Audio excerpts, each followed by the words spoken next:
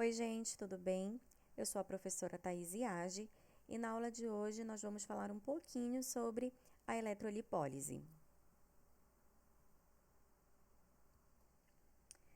A eletrolipólise é uma técnica que utiliza agulhas de acupuntura ou eletrodos em pares e uma corrente elétrica de baixa frequência, que vai atuar diretamente ao nível dos adipócitos, produzindo a quebra dos lipídios de seu interior e favorecendo também a sua eliminação. É usado para estimular principalmente a lipólise e tratar a gordura localizada. As moléculas de gorduras, no caso os triglicerídeos, eles sofrem ruptura, originando moléculas de ácidos graxos e glicerol, deslocando-se para o interstício celular e posteriormente sendo captados pela corrente sanguínea.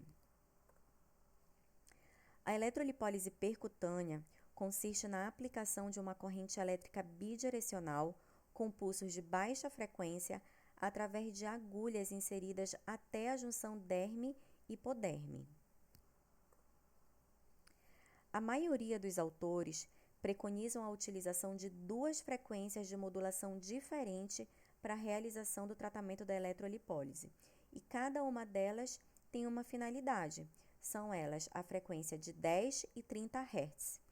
A frequência de 10 é destinada a uma ação preferencial na derme e tem o objetivo de estimular as células, principalmente o fibroblasto, o que justifica a ação de melhora na tonicidade e, sobretudo, a sua ação na drenagem intersticial, visando uma diminuição do edema instalado. Então, a gente tem aqui tanto o efeito da vasodilatação pela ativação da microcirculação, como também uma ação anti-inflamatória pela reabsorção desses metabólitos. A frequência de 30 Hz atua diretamente sobre o adipócito, pela estimulação elétrica das terminações do sistema nervoso simpático. Essa estimulação age de forma a desencadear uma liberação do AMP cíclico intradipositário, gerando assim a lipólise.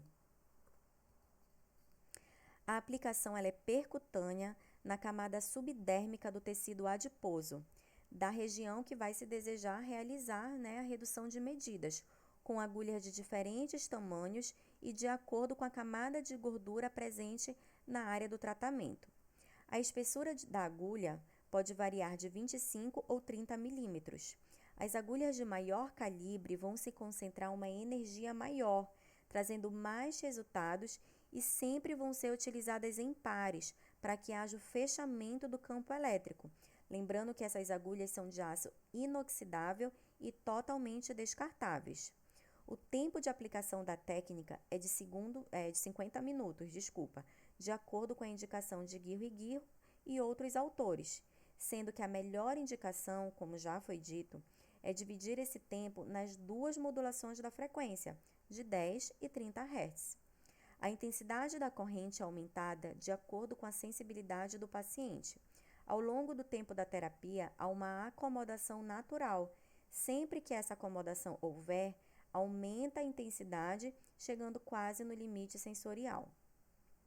Um campo elétrico ocasionado pelas agulhas altera a permeabilidade da membrana do adipócito e, com isso, aumenta a eliminação dos triglicerídeos intradipositários para o interstício. A célula é um elemento vivo que possui a capacidade de reagir aos estímulos elétricos da mesma forma que reage aos estímulos de natureza hormonal, térmica, mecânica e química. As células usam íons para os movimentos das cargas e o campo elétrico que se origina entre os eletrodos. Isso provoca, em nível local, uma série de modificações fisiológicas. Em resposta à estimulação elétrica, estimulam terminações nervosas do sistema nervoso simpático com o aumento da concentração de catecolaminas e, consequentemente, a estimulação da lipólise, pelo aumento do AMPC intracelular. Os principais efeitos fisiológicos produzidos pela eletrolipólise são o efeito Joule, o efeito eletrolítico, o estímulo circulatório e o neurohormonal. O efeito Joule ocorre quando há um aumento da temperatura local, Porém, essa temperatura na eletrolipólise não atinge tecidos orgânicos, visto que se trata de uma corrente de intensidade muito pequena. Porém, é o suficiente para contribuir para uma vasodilatação com o aumento do fluxo sanguíneo local, estimulando o metabolismo celular local, facilitando a queima de calorias. O efeito eletrolítico.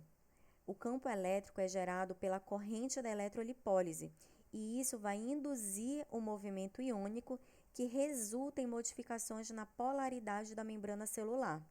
A célula tende a manter o seu potencial elétrico de membrana normal e essa atividade vai consumir a energia a nível celular.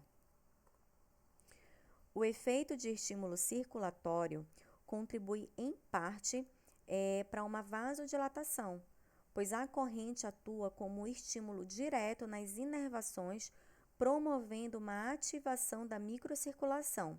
Já foi demonstrado em estudos que em frequências em torno de 25 Hz é mais eficaz para tratar alterações circulatórias e congestivas. O efeito neurohormonal influi sobre a lipólise. Vai ocorrer a estimulação do sistema simpático e diminuição da atividade da estimulação do sistema parasimpático. Alguns trabalhos já realizados com essa técnica demonstraram a presença de quantidades significativas de glicerol na urina, horas subsequentes ao tratamento. Esse fato indica a ativação da lipólise na área tratada. Em geral, utiliza-se 4 tipos de ondas que terão as atuações diferentes na pele e, de acordo com as suas características e frequências, deverão ser ajustadas de acordo com o objetivo pretendido. São elas a onda A, B, C e D. A gente vai ver uma por uma. A onda A é de repetição continuada, sendo sua frequência de trabalho ideal de 50 Hz, portanto de ação mais superficial, utilizada para dessensibilizar a pele na região onde realizaremos o tratamento desejado, útil na aplicação com agulhas. A onda B é de sensação mais rude, tem sua ação mais direcionada na drenagem da pele e necessitando de uma frequência de 30 Hz para ter sua ação na derme, parte mais vascularizada da pele. Seu tempo de aplicação girará em torno de 10 a 20 minutos, de acordo com a avaliação do fisioterapeuta, porque os maiores tempos de aplicação serão necessários se tivermos maior edema na formação do fibroedema geloide. A onda C tem sua ação sobre a célula gordurosa, no caso o adipócito, que quando temos um aumento da ingestão de comida, temos também um aumento da produção de insulina. Esse excesso de insulina em outra ação prejudicial ao funcionamento da célula de gordura impede a ação dos hormônios e outras substâncias que ativariam a saída de gordura, o que leva a uma piora no armazenamento dessa gordura. E a onda D. Essa onda tem prioridade de fazer uma eletroestimulação profunda, pois trabalha na mais baixa frequência, que é de 5 Hz, o que produz uma contração muscular bem efetiva, levando assim a uma drenagem posterior aos efeitos obtidos até então. Pode ser necessário fazer a mudança tanto das tiras de silicone como das agulhas para uma melhora da contração muscular. As principais ações resultantes da aplicação da técnica são a ação anti-inflamatória, por reabsorção dos metabólitos, o que vai diminuir as reações edematosas. O efeito da corrente elétrica modifica a permeabilidade da polarização da membrana celular. A ação de vasodilatação, que ocorre por excitação elétrica da inervação vascular. Essa alteração no calibre dos vasos modifica o metabolismo das células e lhe permite aumentar as trocas celulares, melhorando a nutrição celular.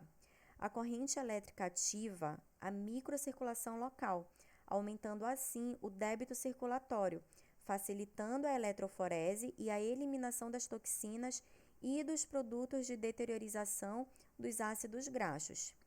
e a ação hidrolipídica, que ocorre por excitação elétrica das terminações do sistema neurovegetativo simpático.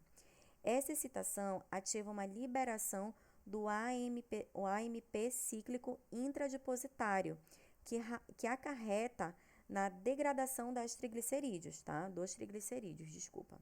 O tecido gorduroso é rico em água e em eletrólitos. Toda corrente elétrica que cruzar o tecido vai provocar um fenômeno de eletrólise, inevitavelmente. A troca iônica através da membrana celular vai ficar bem melhor, né? Os adipócitos nas zonas de celulite são células estáticas. Essa corrente elétrica mobiliza os adipócitos de certo modo para aumentar também sua eliminação, acarretando na degradação de lipídios e em resíduos de combustão celular. E tem duas indicações principais da eletrolipólise, são elas a lipodistrofia localizada e a celulite, né, que no caso é o fibroedema geloide. E é necessário ter alguns cuidados e restrições com a aplicação da eletrolipólise. Ainda é importante entender que este, como todos os outros tratamentos estéticos, quando falamos em utilização de corrente elétrica, possuem algumas contraindicações e todo profissional deverá ficar atento a essas restrições, tá?